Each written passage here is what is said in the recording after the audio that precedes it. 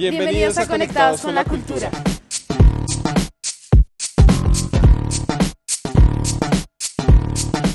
Hola, hoy veremos otro episodio de Conectados con la Cultura. Mi nombre es Laura Castellanos, docente de fotografía de la EFAC. Hoy veremos el arte contemporáneo en el género audiovisual. Entonces, a continuación lo veremos. Hola a todos y todas, mi nombre es Fabián Chávez, soy docente de la EFAC, del área de audiovisuales, y en el día de hoy quiero hablarles sobre un tipo de documental que recientemente ha sido fuertemente trabajado en Colombia, y es el documental Haciendo uso de material de archivo familiar. La relación de la imagen familiar con los soportes tanto fotográficos como cinematográficos nace con la misma creación de los mismos.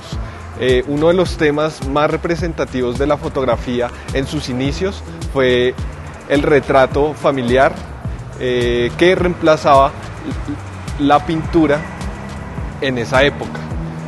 Después el cine, incluso con las primeras imágenes de los hermanos Lumière, fue una amplia representación de esos momentos cotidianos familiares, ¿no? Como lo podemos ver en filmes como La comida del bebé y El juego de cartas. Pero es en los años 60 cuando la llegada de formatos más diversos como el 8 milímetros y el 16 milímetros, además de la posibilidad de tener sonido sincrónico, en donde las imágenes empiezan a tener y a cobrar mayor relevancia en los entornos familiares y sociales alrededor del mundo.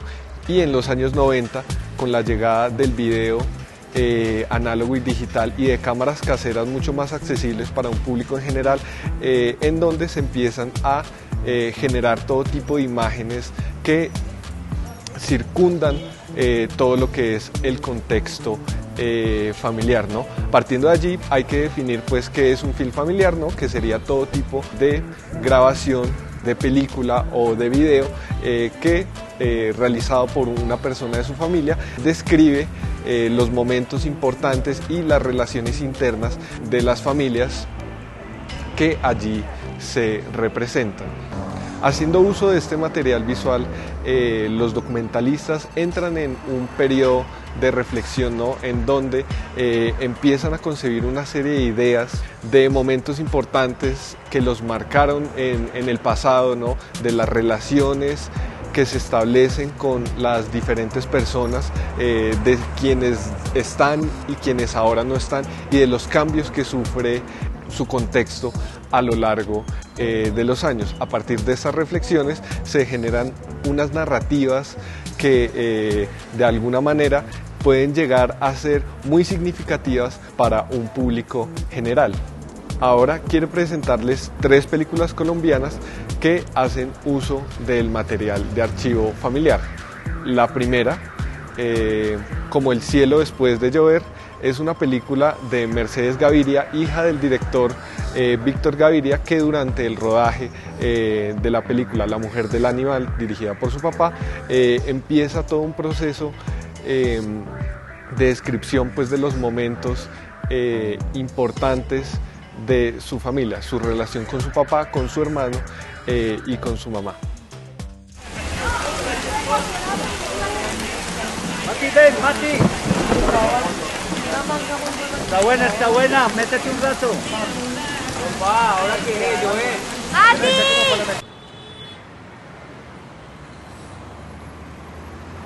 Mi mamá no quería que me fuera a vivir tan lejos. Me decía que también podía estudiar cine en Bogotá, que quedaba más cerca y que iba a ser más fácil para ella visitarme.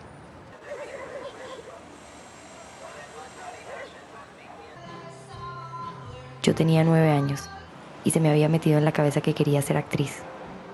Y a mi papá se le ocurrió que podía ser la sobrina del protagonista. ¿Avisas cuando termine? Cántalo. Pero después de tener una cámara de 35 milímetros tan cerca, renuncié. Pensarlo me empiezan a pensar ya desde ahora que tenemos tiempo todavía, ¿cierto? No, o sea, yo lo haría. Perra y ¿por qué no lo decías al animal cuando estaba vivo? te temblaba. Que de yo, perra. Baja, baja. Baja.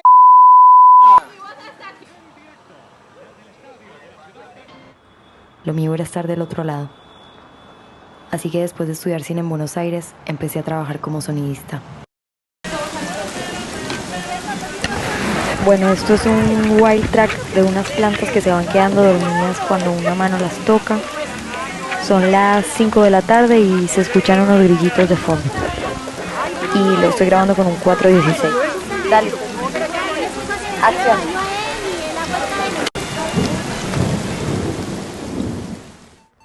La segunda película, Después de Norma, es un documental que narra el proceso de duelo de su director al enterarse de una enfermedad terminal que sufre su madre, quien ha agravado desde la infancia.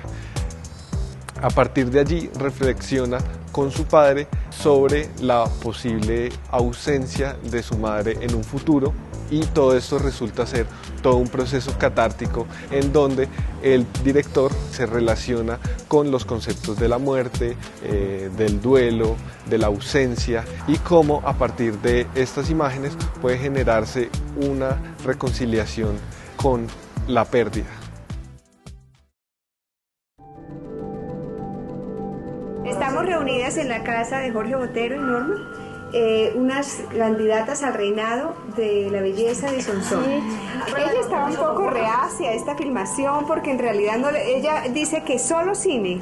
Solo cine y no más.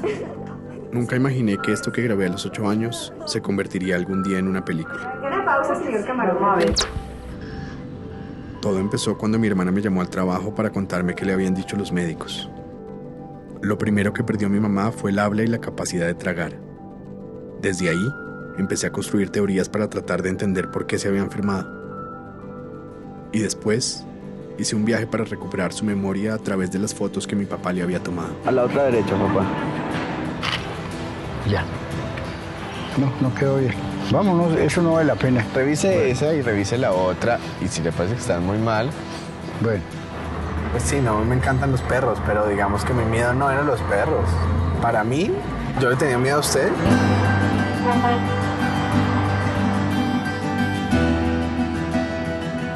Sí, tengo una teoría de la enfermedad de mi mamá, pero no la quiero decir en la cámara.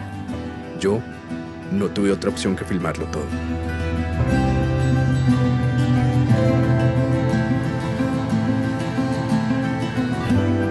¿A quién quiere más? ¿A su mamá o a Mari? A mi papá. ¿Ah, sí, a mi papá? ¡Ah, chatito! ¿Hasta dónde me quiere? ¿Acercarlo? Ah, bueno. Y la última película, de Smiling Lombana, de la directora Daniela Abad, es un documental construido a partir de imágenes de archivo que intenta desentrañar quién era su abuelo, Tito Lombana, uno de los escultores más representativos de la costa caribe, conocido por la escultura de los zapatos viejos en Cartagena, en donde intenta pues responder toda una serie de preguntas, ¿no? Sobre todo pues alrededor de la sonrisa tan característica que tenía su abuelo. The Smiling Lombana. Así le decían a mi abuelo Tito en Estados Unidos. Fue un tallador desde niño tremendo. Un virtuoso total, sin escuelas de nada. La revista Bohemia sacó en la portada la foto con un título gigantesco que decía la obra más característica y representativa en toda América. Cuando se alejó el barco que lo llevó a España, él despreció su propio país. Él le gustaba sentirse distinto. Una persona enigmática. Un grande seduttore, un Don Giovanni. Él siempre quiso tener a Laura así como tapada para que Laura no viera que él era un tipo de pueblo. Yo empecé a notar la grieta. Él no confesaba dolores. Y al mismo tiempo, él siempre contaba las cosas riéndose, como si fuera un juego. Y se empezó a meter con gente poquito turbia. Cualquier cosa con tal del dinero, de tener el dinero.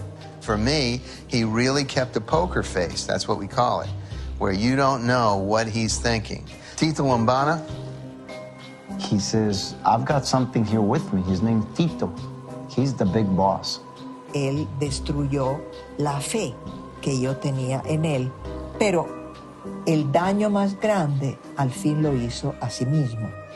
Mientras más trato de averiguar quién era ese hombre sonriente, más se aleja de mí su imagen. Un hombre al que lo caracterizaba un gesto tan humano como ambiguo. Su vida misteriosa, en el misterio debe quedar.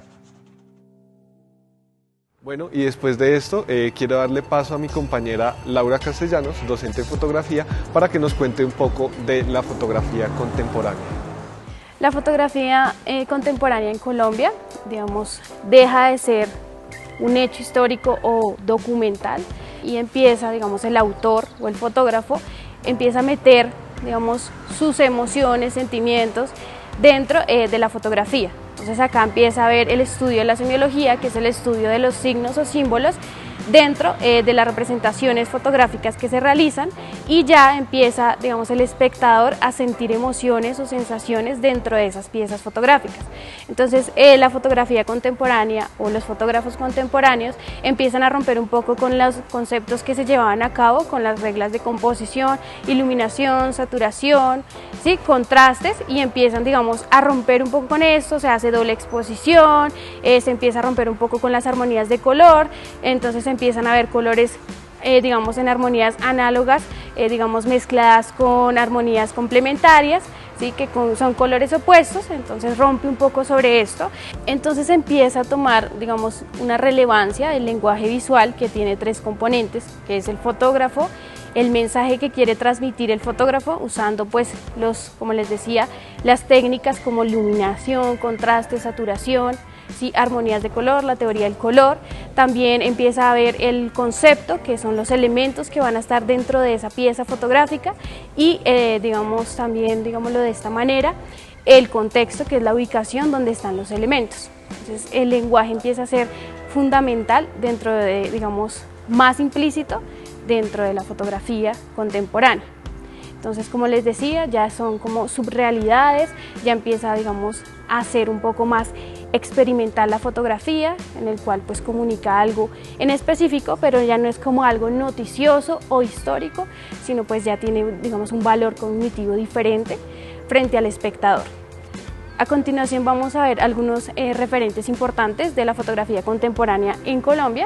Uno de ellos es Alejandra Quintero, que es una fotógrafa representativa tanto a nivel nacional como internacional, ha hecho varias piezas fotográficas, en la cual, digamos, vamos a ver a continuación unas imágenes que son de un proyecto que hizo que se llama Sobreexpuesto, en el cual habla un poco de los estereotipos de belleza que se venían llevando, digamos, desde antes, y haciendo una crítica de que, pues, digamos, se empieza a romper ese tabú, empieza, digamos, a desligarse un poco sobre, digamos, la belleza, que realmente, pues, no es clara y, digamos, es un poco subjetiva. Entonces vamos a ver a continuación algunas imágenes.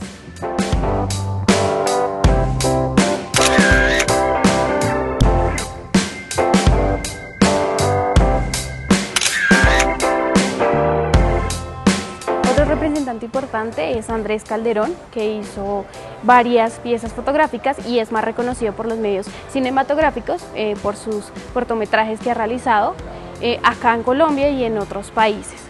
También vamos a poder ver a continuación otras fotografías que realizó este fotógrafo, referente, pues, digamos, ha hecho, o estas piezas fotográficas son publicitarias, en la cual maneja mucho la iluminación, las armonías de color, en el cual veremos colores como verde, morado, ¿sí? Colores que ayudan, digamos, a esas piezas fotográficas. También el montaje, que también se utiliza actualmente, como les digo, va desligado un poco sobre lo convencional y empieza a invertir, digamos, un poco más en lo experimental.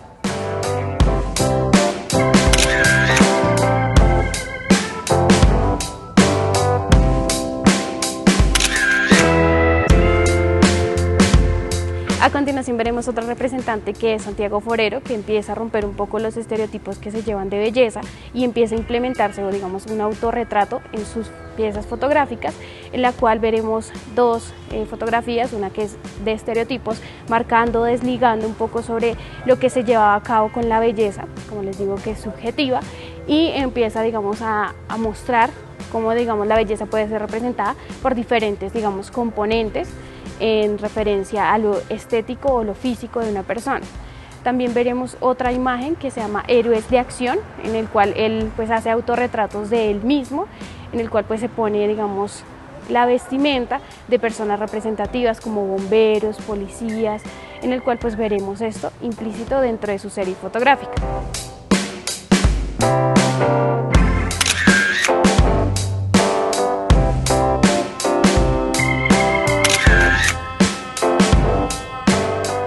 Por otro lado tenemos a Esteban Valencia, que ha realizado algunas fotografías. Él más que todo se basa en las series documentales o el género documental, en el cual especifica o muestra la realidad que se lleva, digamos, a cabo. A continuación vamos a ver unas imágenes que él realizó en Chocó, en el cual habla un poco sobre el contexto que están viviendo actualmente en guerra, lo que era antes y después, digamos, en el Chocó, en el cual muestra las actividades diarias que realizan cada uno de ellos. Entonces lo vamos a ver implícito dentro de esta serie fotográfica. Entonces a continuación vamos a ver algunas fotografías.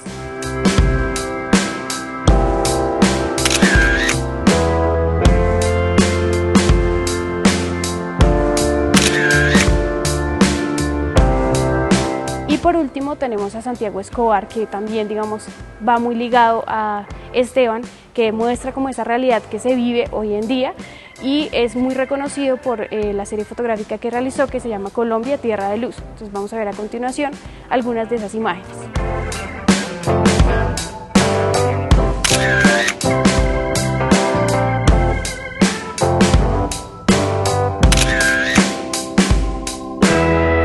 En esta oportunidad quiero recomendarles en Bogotá el Museo de Arte Contemporáneo, en el cual se hacen, digamos, exposiciones de piezas fotográficas, de artes, de pintura, de escultura, en el cual ustedes pueden ver un poco más el enfoque que se lleva a cabo o cómo está ubicado, digamos, el área audiovisual frente al arte contemporáneo. En conclusión, digamos, como les decía al principio, ya la fotografía es tomada como algo experimental, en el cual el espectador que ve las imágenes pone sus sentimientos o, digamos, lo que le evoca en la representación que ve, digamos, por medio de los elementos que están dentro de la composición. Entonces rompe un poco o se desliga un poco, digamos, de lo estético a algo contemporáneo, algo basado en ilustraciones, doble exposición, como les estaba diciendo.